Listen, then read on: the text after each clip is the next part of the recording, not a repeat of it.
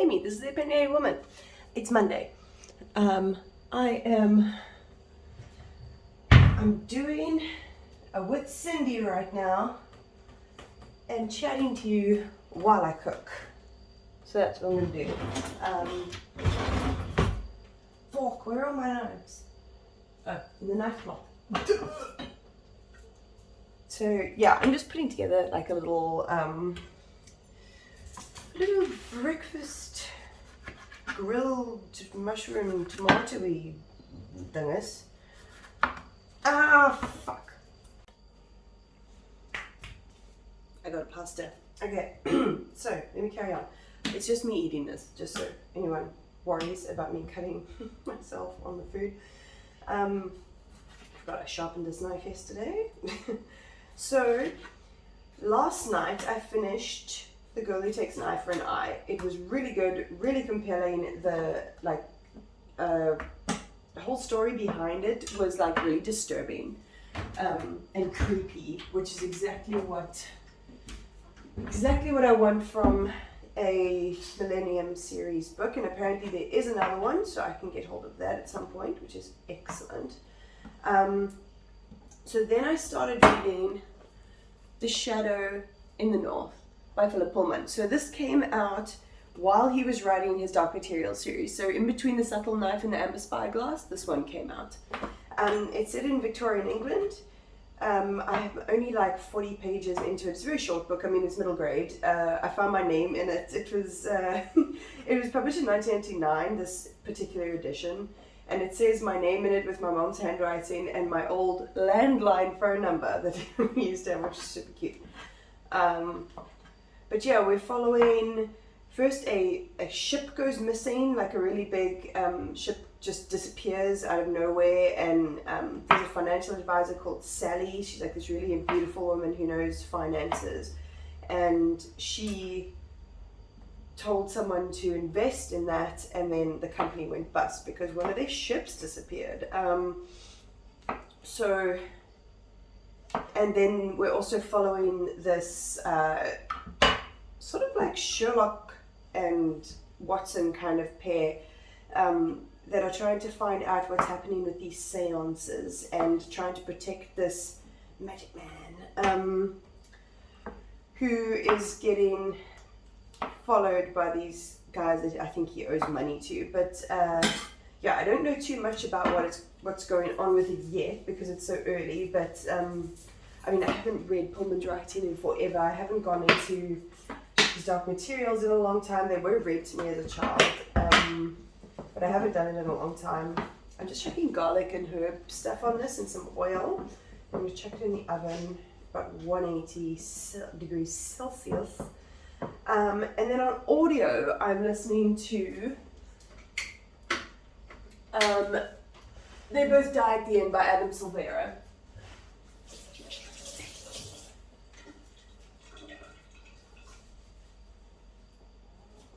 I think this is a dystopian, like YA classic. So if you don't know what it's about, it follows our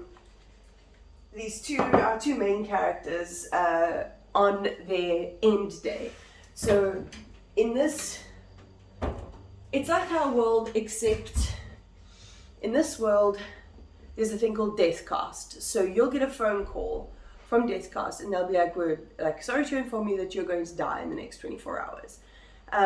There's like social media sites designed specially for deckers, which are the people who are dying that day, to like make a memory. You can have your own funeral.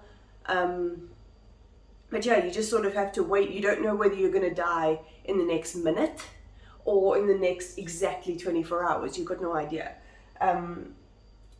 So there's this app called Last Friends. So you can go on there and you can connect with other deckers and other people who aren't deckers that are kind of creeps. You know, to have someone to spend your last day with if you don't have. So our main characters, oh God, I've forgotten both their names. Rufus and Mateo have found each other and they are trying to spend the day together by them. until it ends. So yeah, it's really dark and kind of depressing, but I really like it at the same time. So yeah, that's what I'm reading right now. I'm going to bake these up real good and put them on some toast, and yeah, get some admin stuff done. I will be talking about the admin stuff that I'm doing, it's not on the feet, but not at the moment. I'm going to do a whole video on it, but you will see. So yeah, let's make some breakfast. I did a little rearrange of my desk, cleaned this window, also amazing. Put my stuff, all my notebooks and stuff that side, and then put all my stationery down the back so that I'm not hiding. Ta-da! My adorable little cottagecore corner I've got going on here. Plants, owl, leaves in a jar. I put them in there green and let them dry all folded up and stuff, which is super cool. Back there is lavender oil that I put on my wrists and stuff for calming. Then all 3 of my pets in little frames that I upcycled, and 2 candles. And these sunglasses don't usually sit there, but don't they fit? Hi! Look how cool they are. They're wood and like multicolored. This is so pleasing to me. It's so inspirational to work and have this in the corner. Oh, I love it. I must say, one of the things that I'm really liking about They Both Die at the End is how distinctive the 2 voices are. Because I know, like, sometimes with things told into your perspective, and often when it's like YA, for me, just personally, they tend to like blend together, but Rufus and Mateo are so different, and they have a completely different way of expressing themselves, a completely different way of speaking. So even if they didn't say who it was, or at the beginning of every chapter, you'd still know, because their mannerisms are completely different. So I think it's really beautifully written. I'm impressed by Adam Silvera so far. They're allowed out the room now. Hey, pretty girl. No, that is my carpet, madam. No. Stop that. The dogs are playing. What's this? Oh, close up. Typical. Time to play havoc in the curtains. Another thing that I keep on forgetting. Good morning, it's Tuesday, it's a public holiday. Another thing that I keep on forgetting to say is that I have a coffee account. So coffee, like, I'll put it here. Ding. It's just like a little account, so if you like my content and you want to, like, it's basically like a tip jar, but instead of asking for money, you're like, oh, buy me a coffee, you know?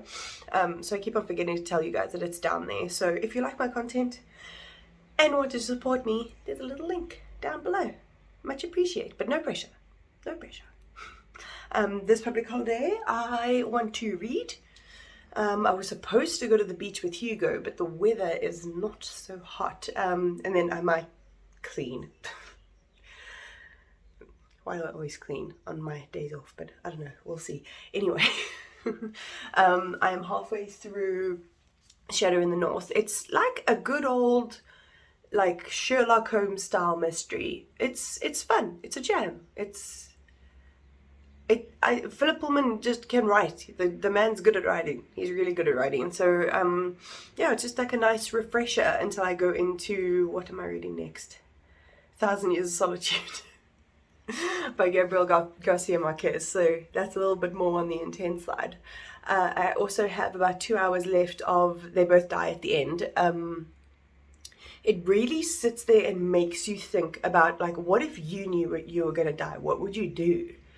Like, how would you spend it? Would you be panicking? Would you, like, it's something that, it's a book that makes you very introspective, which I think is a very clever way of writing. Like, it's a really compelling way of writing, and it really makes you sit and look at your life in general, especially from the side of Mateo, because Mateo's been so careful his whole life in anticipation of getting this call. You know, like, what if I do this and I get the call, instead of just living his life while he still has it. And now, in the time that now that he's gotten the call, he's only got 24 hours to do all of the living he was too scared to do before.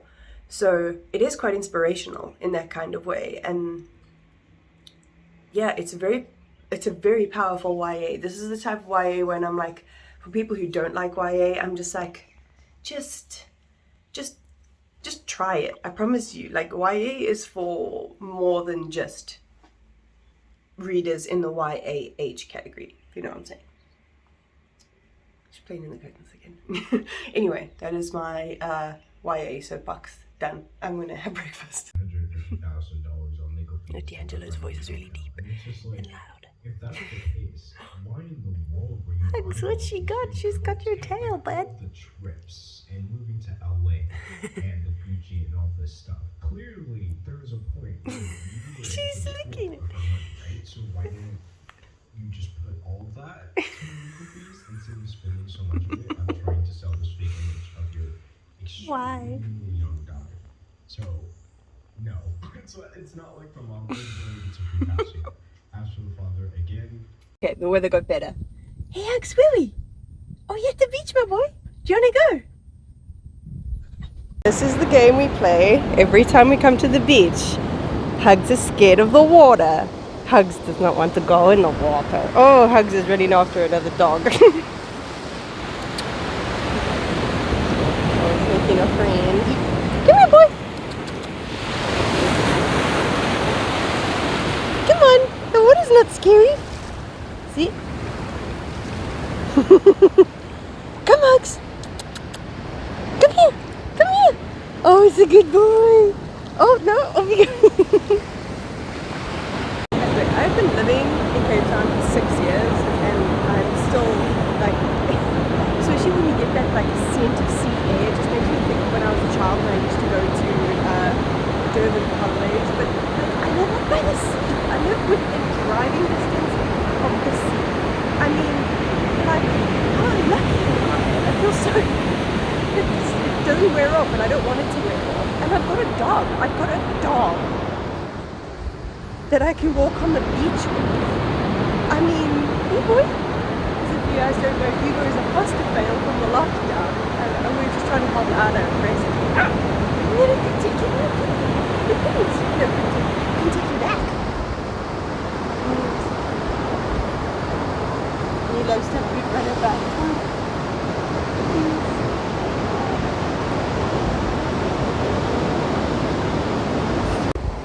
Now, I feel like I'm qualified to say, oh, he's a good boy, since I have a degree in architecture, that is a fucking ugly house. Who goes to the, like, build a house at the beach and then decides, yeah, I want to make it look like a supervillain? Oh, me. Not the lady. I'm not being a perv, I promise. There's a rescue boat.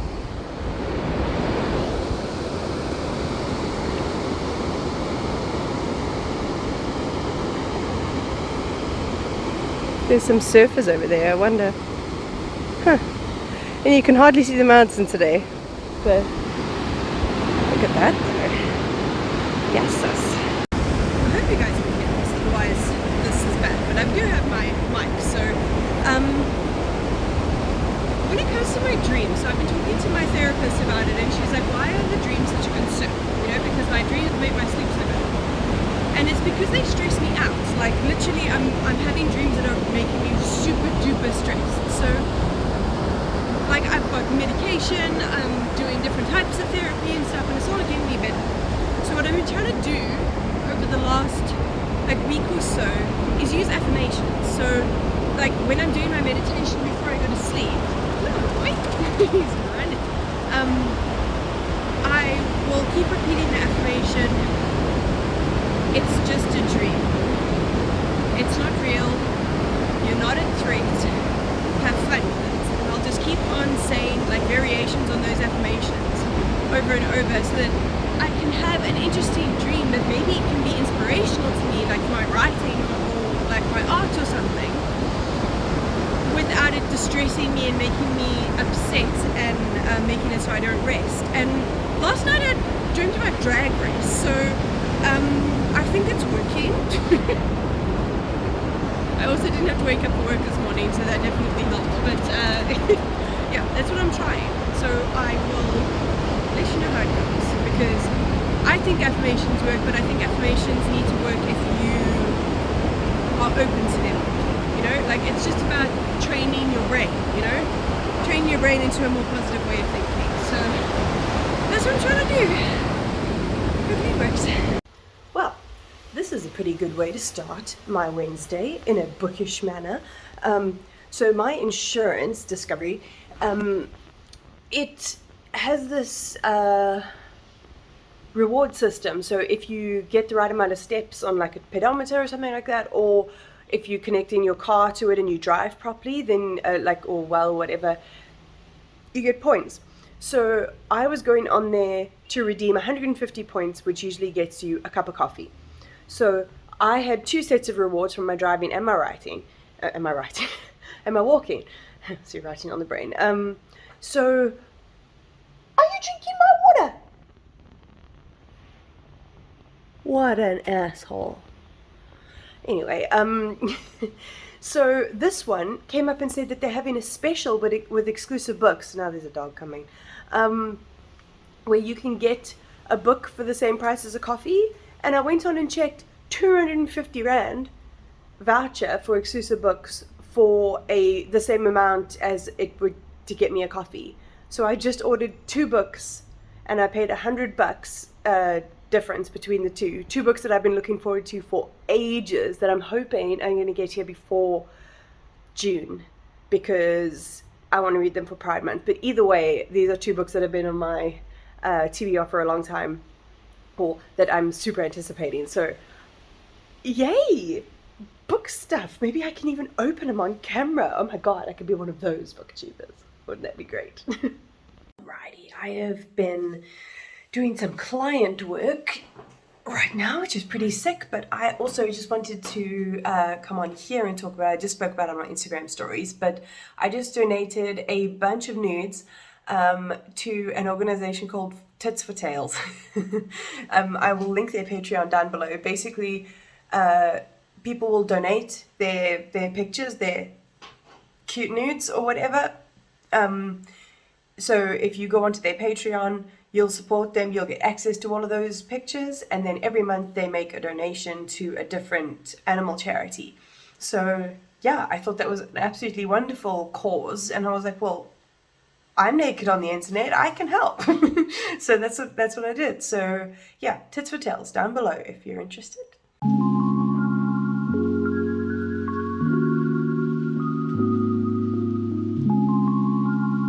What a morning. My car freaking died. I don't know how that happened. But yeah, my car died, and I quickly, since it was in walking distance, like really quickly walked there to find the person at an appointment with wasn't there because they're getting their COVID vaccine. So yeah, now I'm walking back home. I've changed my psychologist appointment to virtual. Luckily, I'm very used to that by now. So I'm gonna walk home. I'm very tired. I know this sounds like fucking first world problems, but at the moment I'm feeling very overwhelmed with life in general. So luckily I'm going to the therapist. I also started a new audio book and started a new physical book because I finished Shadow in the North, but I'll chat to you about that when I get it. Okay, I'm home. I'm naked. I walked so fast to get to that appointment and she wasn't there. Anyway, I said that I would update you. So I finished reading. They both die at the end, and guess what? Don't even need to say it. It was really poignant and really interesting and introspective, and yeah, it just talks a lot about like celebrating what you have and who you have when you have it, and living life for now rather than thinking about the future all the time, which I think is great. Sorry, I'm so out of breath. There's a kitten just off camera over there in a sunbeam. It's really nice. And then this morning I finished The Shadow in the North by Pullman. What I didn't realize is that this is actually part of a series. Yeah, this is Sally Lockhart 2 or something like that. So apparently it's like a mystery series that he writes. I mean, I won't be seeking out the rest of the series. There was something that happened right at the end that I was like, oh gosh, okay, I didn't expect that. And I mean, it was well written. It's Philip Pullman. But yeah, it was just like a fun read. Then I'm going to start 100 Years of Solitude. I think I said 1,000 years in my last clip, by Gabriel Garcia Marquez. This is just one of those classics that I've heard a lot about. I've never read, as far as I can remember, any Spanish translated fiction, so this is great. You can get a whole new realm of books that I will hopefully love reading, another area of translated fiction that I'll be interested in, which is great. It is set in Mexico? I want to say it's Mexico. I'm going to put here where it says. Just because I realized that I came to film this clip unprepared. Why am I trying to do this? I told you that I go into books always completely blind. I'm doing the same thing. And then as an audiobook, I'm now reading Legendborn. Finally! I've been wanting to read Legendborn for so long. And it keeps getting taken away when my script gets limited. But I've got it. She's in my grasp. So that one also, it's very, very early on. Apparently it's a black fantasy, which is great. It's a genre that I really need to go more into. I'm kind of over the old style of, you know, predominantly white males style of fantasy. You know, that's kind of getting a little bit old now. So this is going to be really interesting. It's also set in a university setting, which is really great. Our main character, Bree, I'll just give you like a basic. Our main character, Bree, is going to university early. I'm sorry, the cat jumped on my fucking tripod, you little shit. Yeah, so Bree is going to this university. She's starting early. She's only 16. They go to a party, her and her friend. They go to a party that's like at the start of term. And she sees something happening that is paranormal in nature, and she realizes that, hello hugs, that other people around her can't see some of the things that she's seen. Some people can and some people can't, so she knows something's up, something's weird. So I'm very interested to find out. Apparently it's from what I've heard people talking about, it's a like King Arthur, Knight of the Round Table kind of vague retelling or inspiration kind of thing. So yeah, I'm quite interested to find out how it goes. I've heard nothing but amazing things. So yeah, I'm going to chill and then have a therapy appointment. Great thing about this window, I can just watch them. Look at her. She's so small and she's so high. Gonna be two kittens. They're so cute, just exploring together. Oh man. Morning. It is Friday. It is the last day of April, so it's the last day of this vlog. Tomorrow I am helping my sibling move. Fun.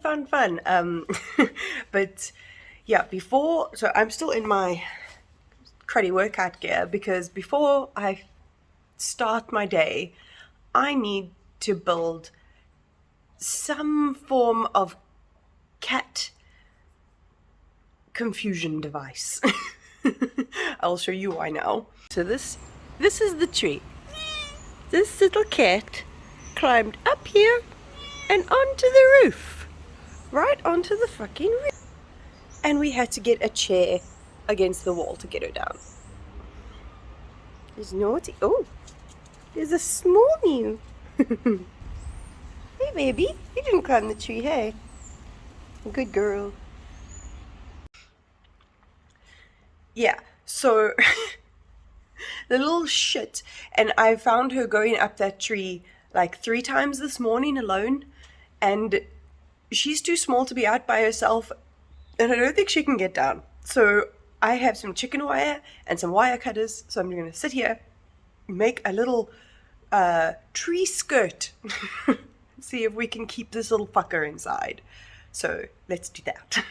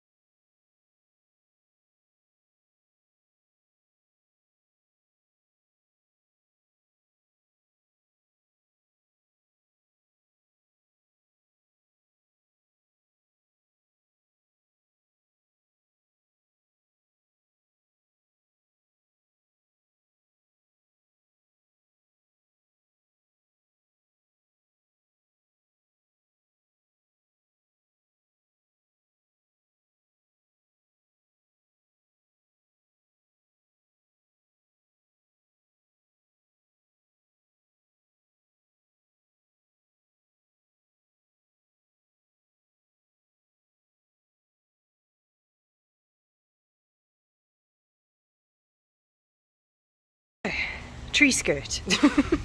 I'm hoping, like, this bit is a bit all over the place, but this is only until she's too small, but we will see. But she shouldn't be able to get under there. You're not going to be able to get under there, hey? So, like, that's all overlapping and stuff like that, so we shall see. You gorgeous girl. You're climbing trees. That's fun.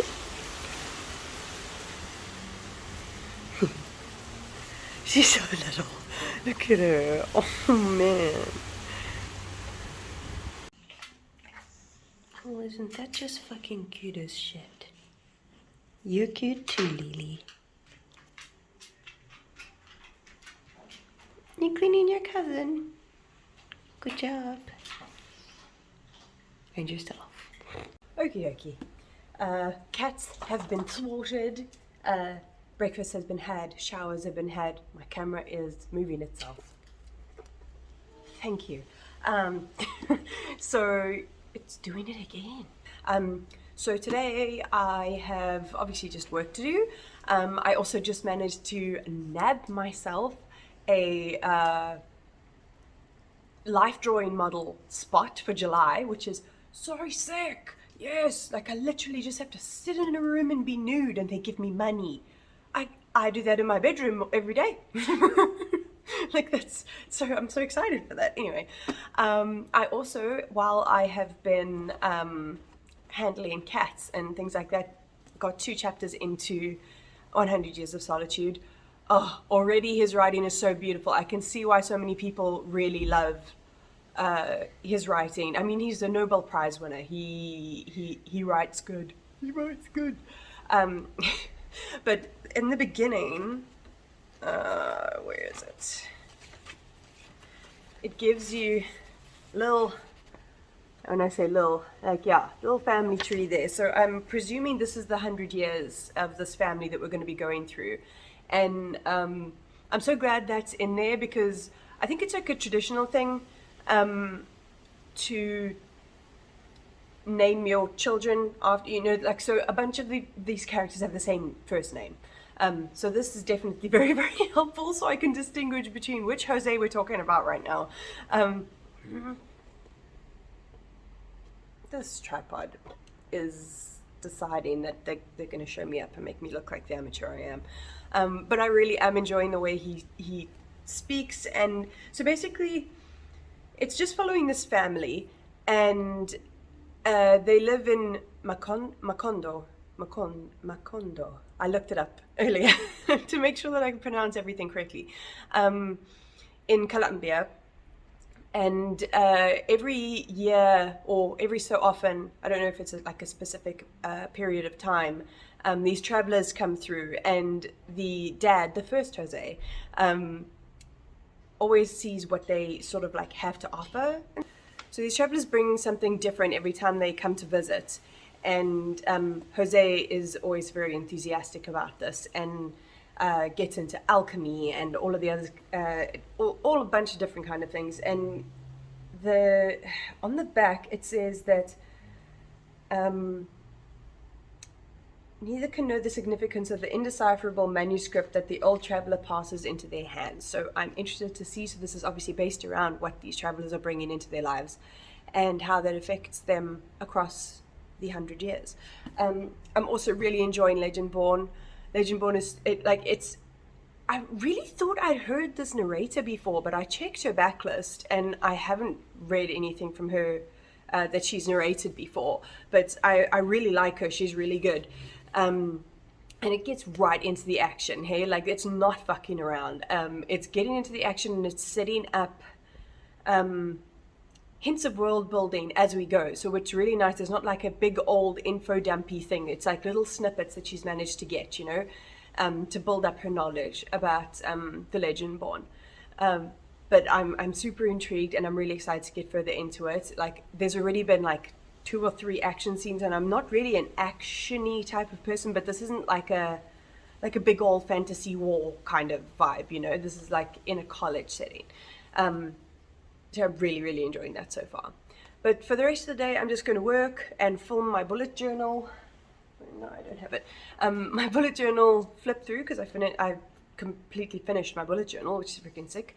So I'm going to leave it here. So if you guys did enjoy this vlog, please click a like and subscribe down below and tickle my little bell for notifications. And I will take you next time.